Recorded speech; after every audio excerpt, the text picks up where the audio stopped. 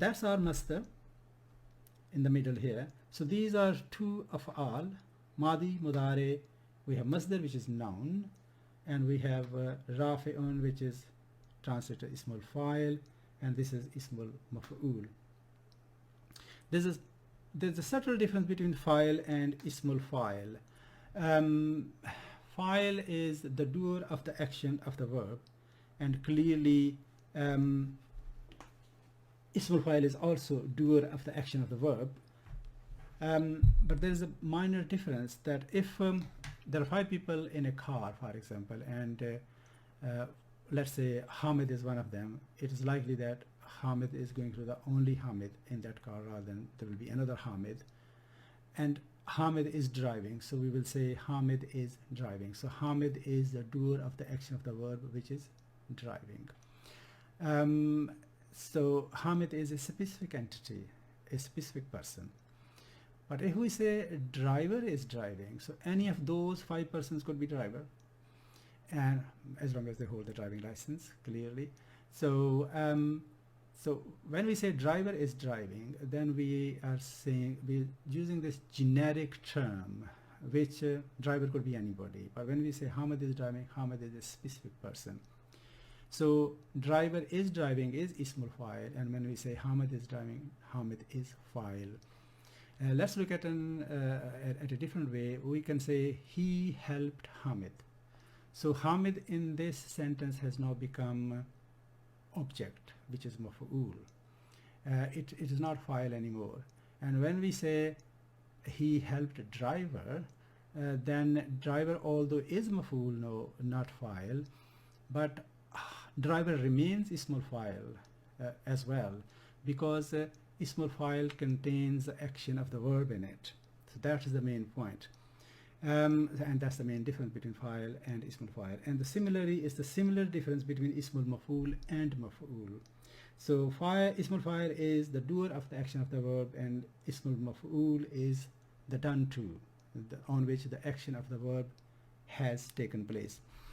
So what grammarian, the terminology which they use is that these are 5 parts of the verb. Although these are only, we have one verb here, and these are 3 nouns, these are 3 asma. But we see that rafa'ain is there here in it. Rafa'ain is in here as well, and rafa'ain is here as well. So all these words contain verb in them, but only 2 of them are verb, 3 are nouns. So grammarians call this 5 parts of a verb: rafa'a, yarfa'u, raf'un, rafi'un, and marfu'un. And when you learn a new verb, you learn all 5 of these parts at once, and then you can have a total mastery on that particular verb. So let us look at an example.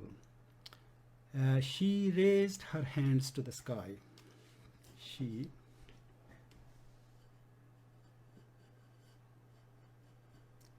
raised her hands to the sky. We can translate that as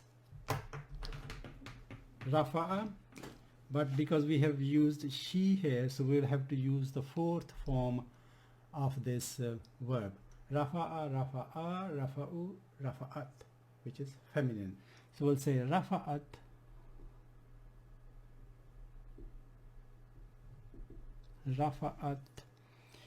yadayha, 2 hands, yadayha, ila samai,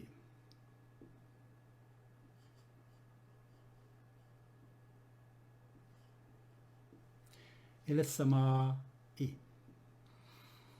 So that lam, ila samai.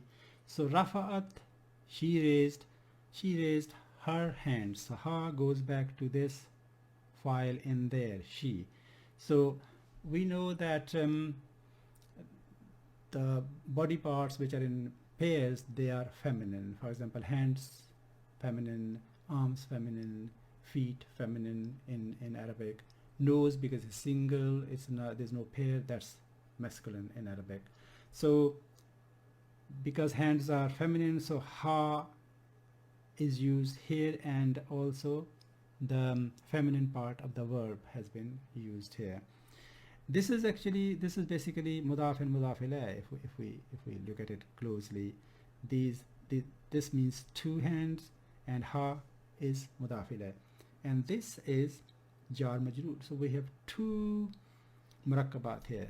One is murakkab idafi, and other one is murakkab jari. So we should continue to identify these phrases which we have covered on the grammar side of the things. We can also actually say he raised his hands to the sky, and that will be then in this case rafa'a yadayhu. Ha will become hu, ila samai will remain ila samai. Let us look at a Quranic example. The translation is, remember when Abraham and Ismail raised the foundations of the house, which is Kaaba. So wa is yarfa'u Ibrahimul qawaida min al bayti wa Ismailu, and that's the ayah number 127 of Surah Baqarah. Qaidun is base, foundation, qaidun, and qawaidun is jama mukassar, plural, qaidun. And because we got al here, so that then this loses the tanween. So al qawaida, it has been used mansoob here, and when we are going to study verb, we will know why that is the case. So that's the use of rafa'a in raising, so raising the walls, the foundation. And another Quranic example is, wipe that off, Ya ayyuhallazina amanu. It's written like this.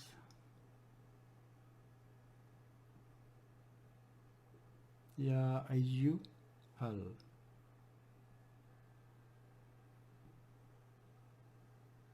Ya ayyuhallazina amanu.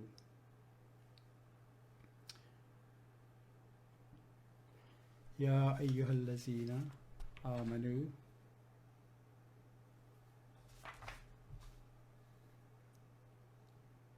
That alif comes here.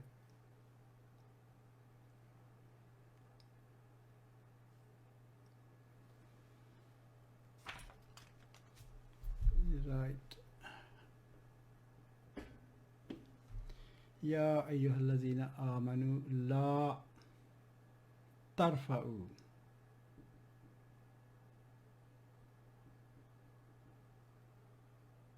La tarfa'u. This alif here. La tarfa'u aswatakum.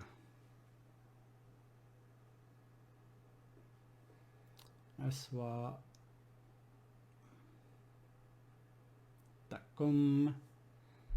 fawqa sawtin nabiyyi.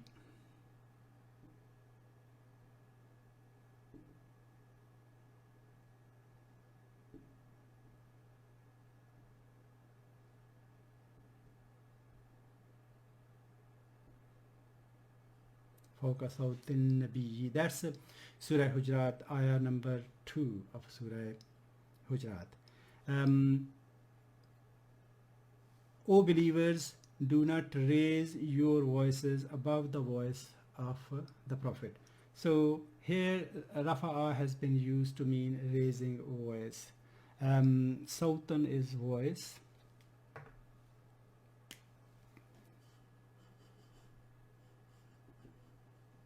And plural jama mukassar is aswatun. Sawtun aswatun. So that is an example from Surah Hujurat.